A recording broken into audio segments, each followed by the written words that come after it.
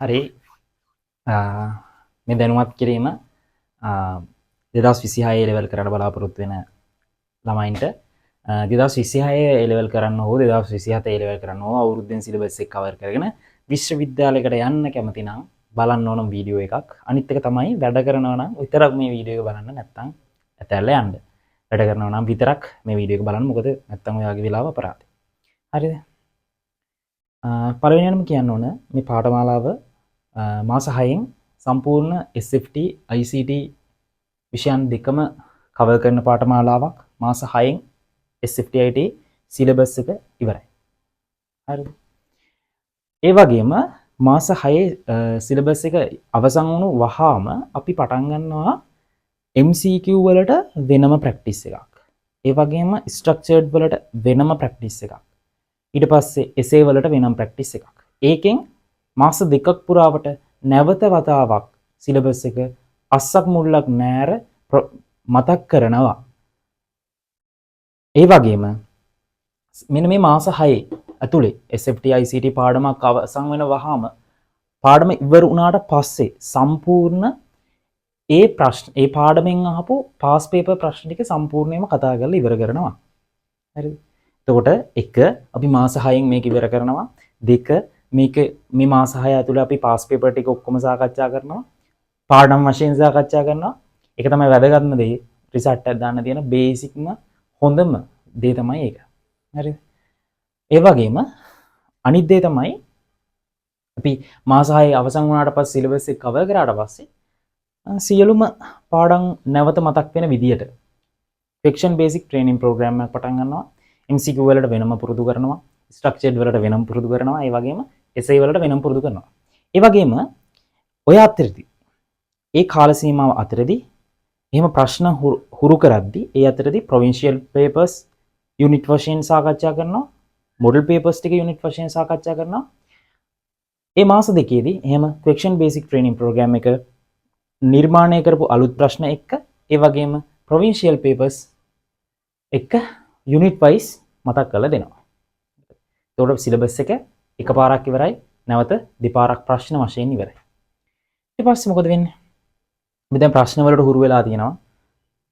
ඊට පස්සේ සිලබස් එක කවර් කරලා තියෙනවා. ඒ වගේම මේ මාස 6න් පස්සේ හරිද?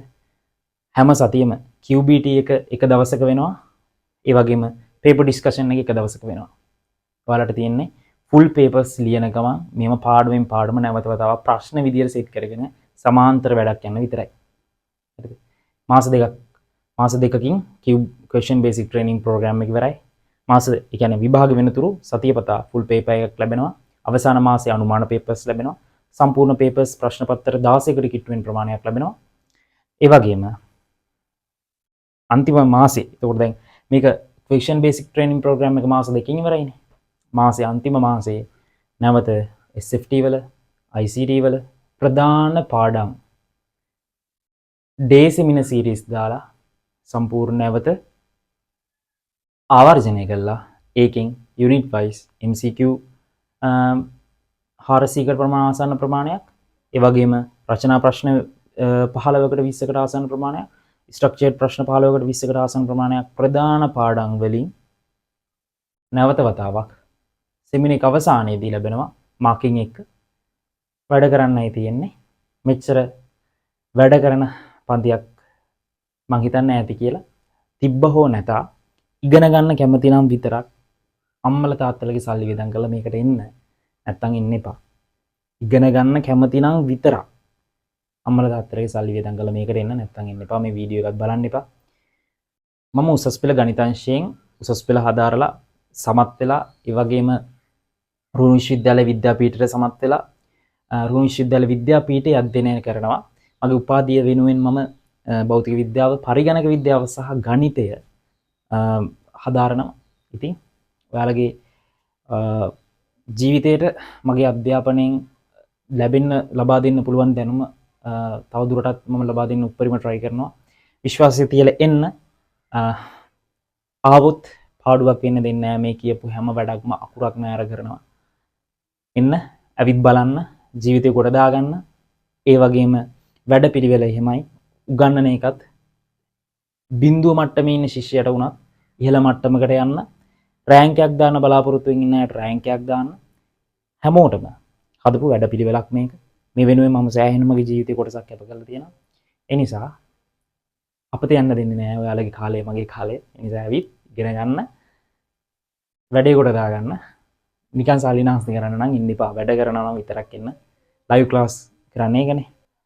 නොවැම්බර් 1 2 දිනයන් වල IT ආරම්භක දිනය SFT ආරම්භක දිනය 2 කියන්නම තිබුණා.